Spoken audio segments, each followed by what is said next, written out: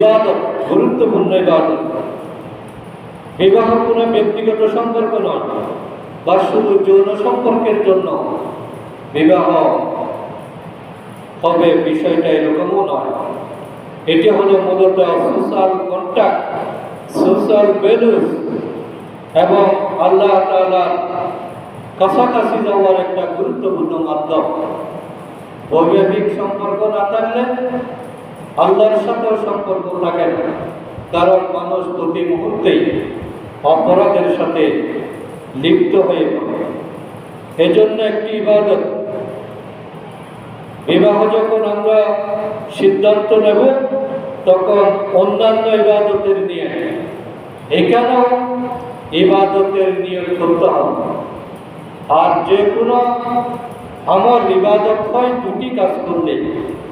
ইবাদতের মূল শর্ত হলো দুটি। একটি হলো আল্লাহর সন্তুষ্টি। আমি যে কাজটাই করবো আল্লাহর সন্তুষ্টির জন্য করব।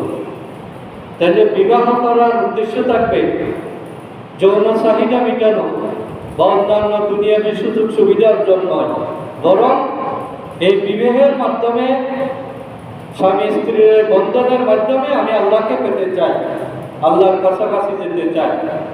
আমি যদি বেসুদর থাকি, আমি যদি শরীয়তের বিধান অস্বীকার করি, আল্লাহ আমার উপর অসন্তুষ্ট হবেন। আমি শয়তানের খপ্পরে পড়ে যাব, আমি শৃঙ্খলার মধ্যে আসতে পারবো না। এই নিয়তে বিয়ে করতে হবে। দুনিয়াবী প্রয়োজনের চেয়ে আল্লাহর সন্তুষ্টি অর্জন, এটা থাকবে বিয়ের প্রধান উদ্দেশ্য।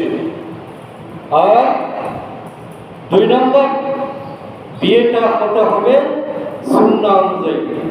রাসূল সাল্লাল্লাহু আলাইহি ওয়াসাল্লাম যেভাবে বিয়ে করতে বলেছেন, যে উদ্দেশ্যে তিনি বিয়ের উপর গুরুত্ব দিয়েছেন, সেই সুন্নাহ সেখানে ফলো করতে হবে।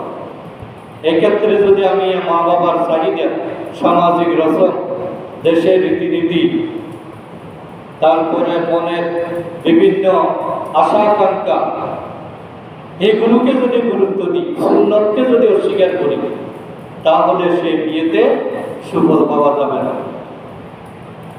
ইবাদতের জন্য সুন্নত পালনটা জরুরি। ভালো কাজটাও নষ্ট হয়ে যায়। বিয়ে একটা পবিত্র ইবাদত, কিন্তু আমাদের দেশে বিয়েগুলো আমরা নষ্ট করে ফেলছি শুধুমাত্র সুন্নতকে অবহেলা করার কারণে। এখানে আত্ম অনুষ্ঠানটা ছাড়া বাকি যতগুলো অনুষ্ঠান আছে সবগুলোই হলো শরীয়ত বিরোধী, সুন্নাহ বিরোধী।